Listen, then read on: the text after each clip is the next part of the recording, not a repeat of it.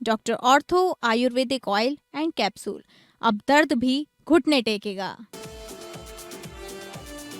प्रदर्शनकारियों पर पुलिस की ज्यादती मामले पर सुनवाई करते हुए सुप्रीम कोर्ट ने की कड़ी टिप्पणी। कहा कि सिर्फ आंदोलन करने पर लाठीचार्ज नहीं किया जा सकता। परीक्षाओं में सुधार के लिए हाई पावर टास्क फोर्स का गठन। टास्क फोर्स की अध्यक्षता नंदन नीलेकणी करेंगे। टास्क फोर्स में देश के 6 प्रमुख विशेषज्ञों को शामिल किया। राम मंदिर के चढ़ावा मामले की जांच के लिए नई एसआईटी की जांच से पहले राम मंदिर परिसर में हलचल तेज। सुरक्षा कर्मियों से सघन पूछताछ जारी।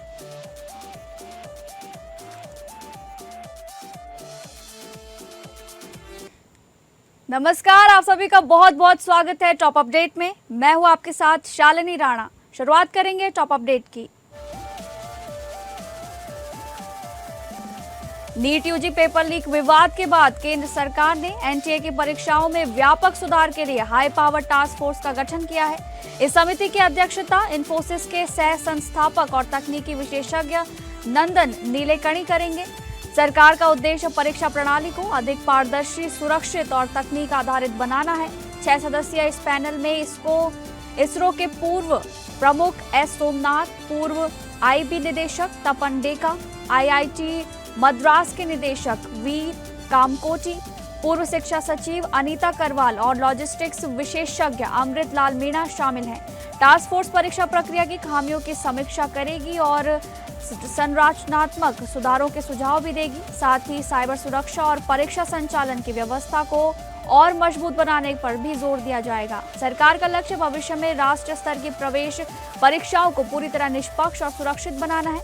इससे छात्रों का परीक्षा प्रणाली पर भरोसा मजबूत करने की दिशा में इसे अहम कदम माना जा रहा है।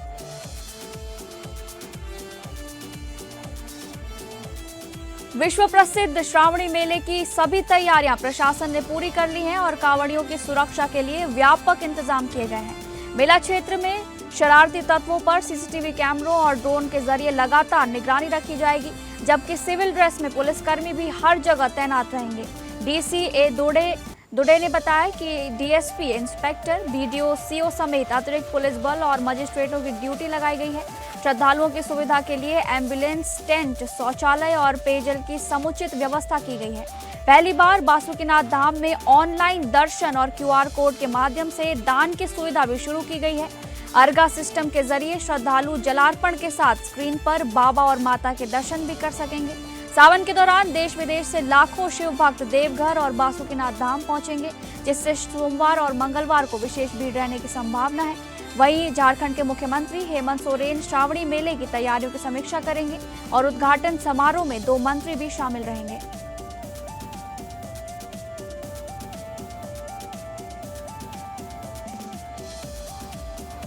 हाल ही के छात्र आंदोलनों के दौरान पुलिस कार्रवाई को लेकर सुप्रीम कोर्ट ने सख्त टिप्पणी करते हुए कहा है कि केवल आंदोलन होने के आधार पर लाठीचार्ज नहीं किया जा सकता। कोर्ट में दायर जनहित याचिका में घटनाओं से जुड़े सभी इलेक्ट्रॉनिक और डिजिटल साक्ष्यों को तत्काल सुरक्षित रखने की मांग की गई है। याचिका में CCTV footage, body camera, drone video, mobile recording, social media post, call log और पुलिस संचार रिकॉर्ड को संरक्षित करने की अपील की गई है। साथ ही कहा गया है कि किसी भी साक्ष्य के साथ छेड़छाड़, उसे नष्ट करने या दबाने से रोका जाए। याचिकाकर्ता ने सभी साक्ष्यों को न्यायिक और जांच एजेंसियों के समक्ष प्रस्तुत करने की भी मांग की है। याचिका में यह भी कहा गया है कि जहां उपलब्ध साक्ष्यों से संज्ञेय या अपराध का संकेत मिले, वहां तत्काल एफआईआर दर्ज कर निष्पक्ष और समयबद्ध जांच कराई जाए। सुप्रीम कोर्ट की टिप्पणी के बाद छात्र आंदोलन के दौरान पुलिस कार्रवाई को लेकर बहस तेज हो गई है। अब इस मामले में अदालत के आगे के निर्देशों पर सभी की नजरें टिकी हुई हैं। 27वें कारगिल विजय दिवस पर लखनऊ स्थित कारगिल शहीद स्मृति वाटिका में अमर शहीदों को भावभीनी श्रद्धांजलि अर्पित की गई। कार्यक्रम में नगर विकास एवं ऊर्जा मंत्री ए.के. शर्मा ने उप मुख्यमंत्री ब्रजेश पाठक के साथ शहीदों के परिजनों को सम्मानित कर उनके बलिदान को नमन किया। मंत्री ने कहा कि कारगिल विजय दिवस देश के वीर सैनिकों के अदम्य साहस, शौर्य और राष्ट्रभक्ति का प्रतीक है। उन्होंने कहा कि देश को बाहरी खतरों के साथ साथ आंतरिक चुनौतियों के प्रति भी सतर्क रहने की आवश्यकता है। सोशल मीडिया पर फैलने वाले भ्रम और दुष्प्रचार से सावधान रहने की अपील भी की गई। मंत्री ने सैनिक परिवारों की समस्याओं के त्वरित समाधान के लिए अधिकारियों को कड़े निर्देश दिए। उन्होंने पूर्व सैनिकों और शहीद परिवारों के प्रति राष्ट्र की कृतज्ञता व्यक्त करते हुए उनके योगदान को अविस्मरणीय बताया। कार्यक्रम में देश की एकता, सुरक्षा और वीर जवानों के सर्वोच्च बलिदान को सम्मान पूर्वक याद किया गया।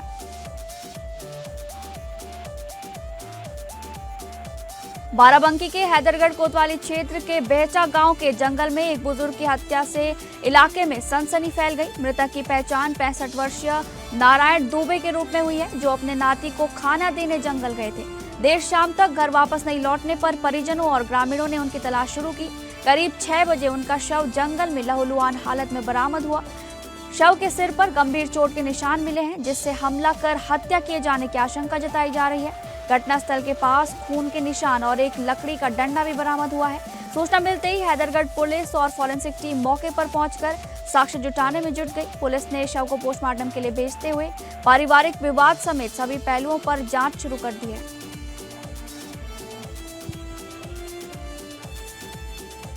छत्तीसगढ़ के महासमुंद जिले के बागबाहरा में एक महिला और उसके परिवार को टोनी टोना बताकर प्रताड़ित करने के मामले में 23 लोगों के खिलाफ एफआईआर दर्ज की गई है। ये कार्रवाई न्यायिक मजिस्ट्रेट प्रथम श्रेणी के आदेश पर की गई है। पीड़िता का आरोप है कि लंबे समय से परिवार के साथ गाली गलौज, धमकी और सामाजिक बहिष्कार किया जा रहा था। आरोपियों ने परिवार पर मोहल्ला छोड़ने का दबाव बनाया और दुकानदारों को राशन तक न देने के लिए कहा। पीड़िता ने पहले थाने में शिकायत की, लेकिन कार्रवाई नहीं होने पर कोर्ट का दरवाजा खटखटाया। अदालत के निर्देश के बाद पुलिस ने मामला दर्ज कर जांच शुरू कर दी है। आरोपियों पर छत्तीसगढ़ टोनी प्रताड़ना निवारण अधिनियम 2005 और भारतीय न्याय संहिता की विभिन्न धाराओं के तहत मुकदमा दर्ज किया गया है। पुलिस अब पूरे मामले की जांच कर आगे की कानूनी कार्रवाई में जुटी है। महासमुंद आबकारी विभाग की टीम ने अवैध शराब के खिलाफ बड़ी कार्रवाई करते हुए बागबाहरा ब्लॉक के ग्राम कोमा से आरोपी नरेश रात्रे को गिरफ्तार किया है। छापेमारी के दौरान आरोपी के कब्जे से 100 लीटर हाथ भट्टी महुआ शराब, 450 किलोग्राम महुआ लाहन और 44 नग देशी प्लेन शराब बरामद की गई है। कार्रवाई में कुल करीब 47,000 रुपए मूल्य का अवैध सामान जब्त किया गया है। आरोपी के खिलाफ आबकारी अधिनियम की विभिन्न धाराओं के तहत मामला दर्ज कर कानूनी कार्रवाई शुरू कर दी गई है। कलेक्टर के निर्देश पर जिले में अवैध शराब निर्माण, बिक्री और तस्करी के खिलाफ लगातार अभियान चलाया जा रहा है। आबकारी विभाग की टीम नियमित रूप से संदिग्ध ठिकानों पर छापेमारी कर रही है। अधिकारियों का कहना है कि अवैध शराब कारोबार पर पूरी तरह अंकुश लगाने के लिए अभियान आगे भी जारी रहेगा।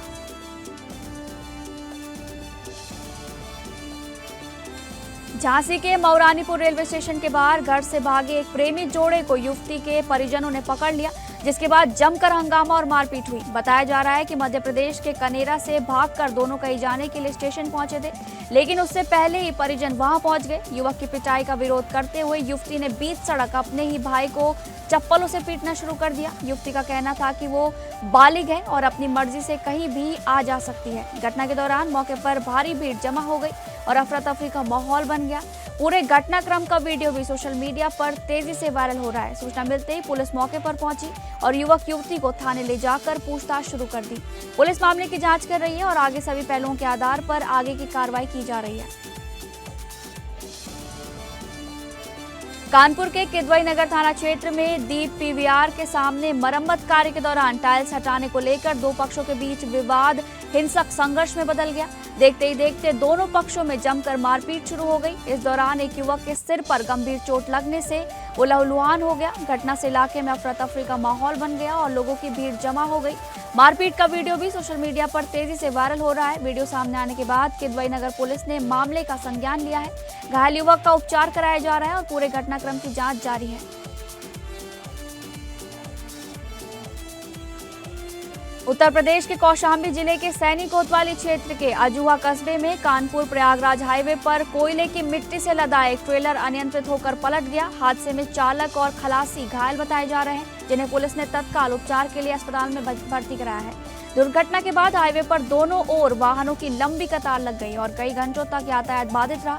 प्रारंभिक जानकारी के अनुसार पीछे से आ रहे एक ट्रक के ओवरटेक करने के प्रयास के दौरान ट्रेलर का संतुलन बिगड़ गया।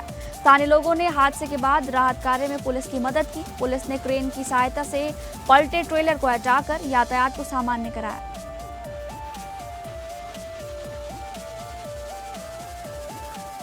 लखनऊ के ठाकुरगंज इलाके में आधी रात एक घर के बेडरूम में करीब 7 फीट लंबा अजगर निकलने से परिवार में हड़कंप मच गया।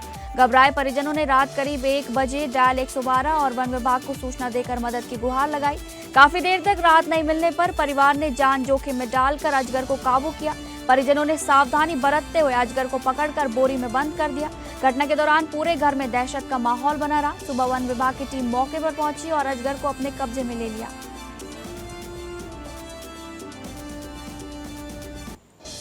लखनऊ में यातायात व्यवस्था को सुचारू बनाए रखने के लिए डीसीपी ट्रैफिक रवीना त्यागी के नेतृत्व में विशेष अभियान चलाया गया। टीआई काकोरी देवेश शाही और टीएसआई वीर बहादुर सिंह की अगुवाई में बीच सड़क वाहन खड़े कर जाम लगाने वालों के खिलाफ सख्त कार्रवाई की गई। अभियान के दौरान नियमों का उल्लंघन करने वाले करीब 6 दर्जन वाहनों का चालान किया गया।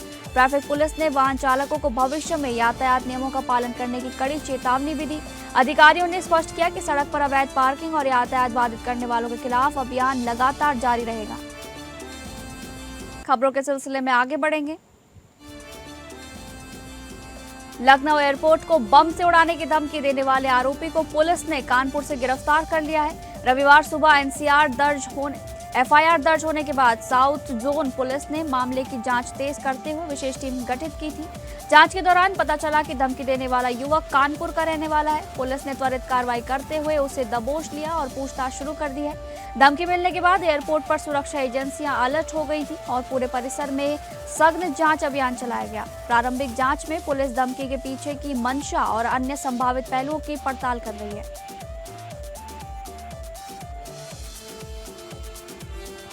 कुर्रा थाना क्षेत्र के सौज गांव में खेत पर फसल देखने गए 60 वर्षीय किसान गिरीश चंद्र पर आवारा सांड ने अचानक हमला कर दिया।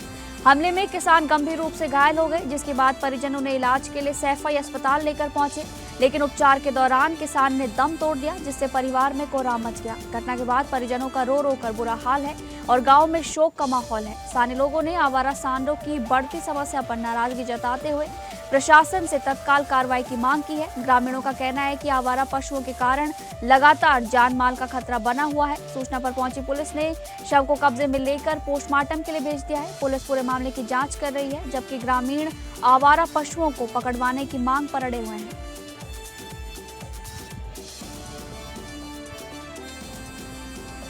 दक्षिण मुंबई के भाईखला पुलिस स्टेशन की इमारत में आग लगने से कुछ समय के लिए अफरा तफरी का माहौल बन गया। सूचना मिलते ही दमकल विभाग की कई गाड़ियां मौके पर पहुंची और आग पर पूरी तरह काबू पा लिया गया। प्रारंभिक जांच में आग लगने की वजह शॉर्ट सर्किट होने की आशंका जताई जा रही है। रात की बात यह रही है कि इस घटना में किसी के हताहत होने की सूचना नहीं है। श्रावस्ती के सोनवा थाना क्षेत्र में सड़क पर आए एक बच्चे को बचाने के प्रयास में कार अनियंत्रित होकर दुर्घटनाग्रस्त हो गई। हादसे में चालक इमरान शेख समेत कई लोग घायल हो गए, जिससे मौके पर अफरा तफरी मच गई। सूचना मिलते ही सोनवा पुलिस मौके पर पहुंची और सभी घायलों को तत्काल सीएचसी सोनवा पहुंचाया गया। प्राथमिक उपचार के बाद घायलों की गंभीर स्थिति को देखते हुए उन्हें जिला अस्पताल रेफर कर दिया गया है। बताया जा रहा है कि कार दिकौली से भिंडगा लौट रही थी, तभी सोनवा थाना के पास यह हादसा हुआ।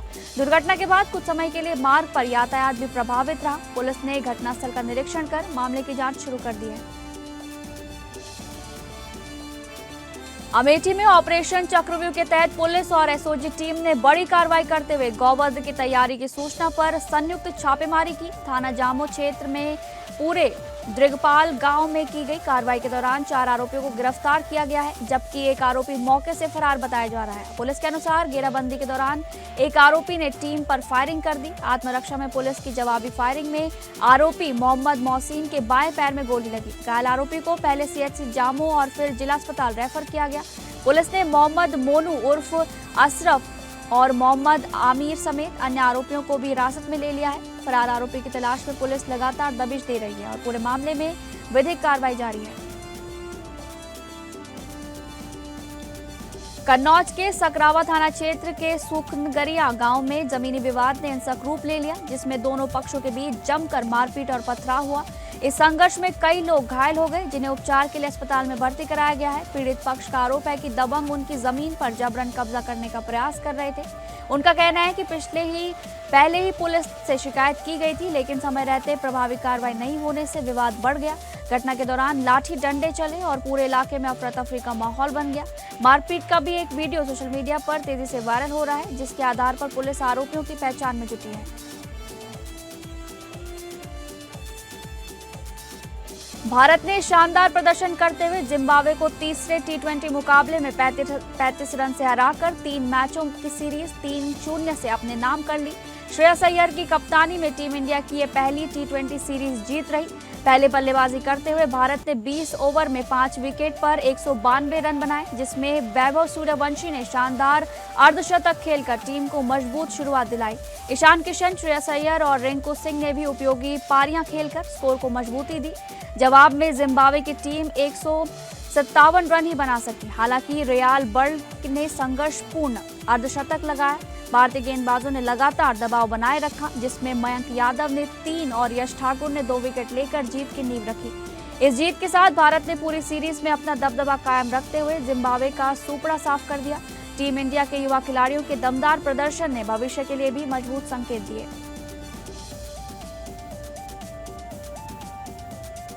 असम में आई भीषण बाढ़ के बीच बॉलीवुड गायक पापौर ने देशवासियों से आगे आकर प्रभावित लोगों की मदद करने की भावुक अपील की है। सोशल मीडिया पर साझा किए गए वीडियो में उन्होंने कहा कि इस बार की बाढ़ ने अभूतपूर्व तबाही मचाई है और हालात कल्पना से भी ज्यादा गंभीर है।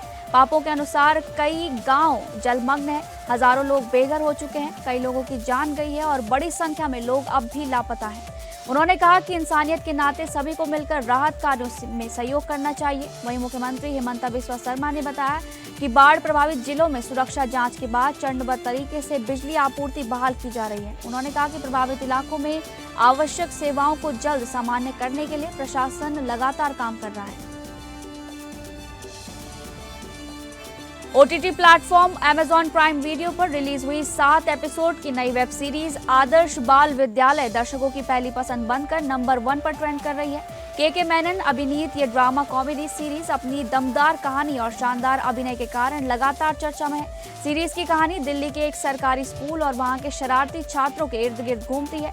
कहानी में एक हेडमास्टर को 10वीं का बेहतर परिणाम दिलाने की चुनौती मिलती है, जिसके बाद कई दिलचस्प घटनाक्रम सामने आते हैं। हल्के फुल्के हास्य के साथ ये सीरीज शिक्षा व्यवस्था और मानवीय रिश्तों को भी प्रभावी ढंग से पेश करती है। दर्शकों से मिल रहे शानदार रिस्पॉन्स के चलते ये प्राइम वीडियो की सबसे ज्यादा देखी जाने वाली सीरीज बन गई है।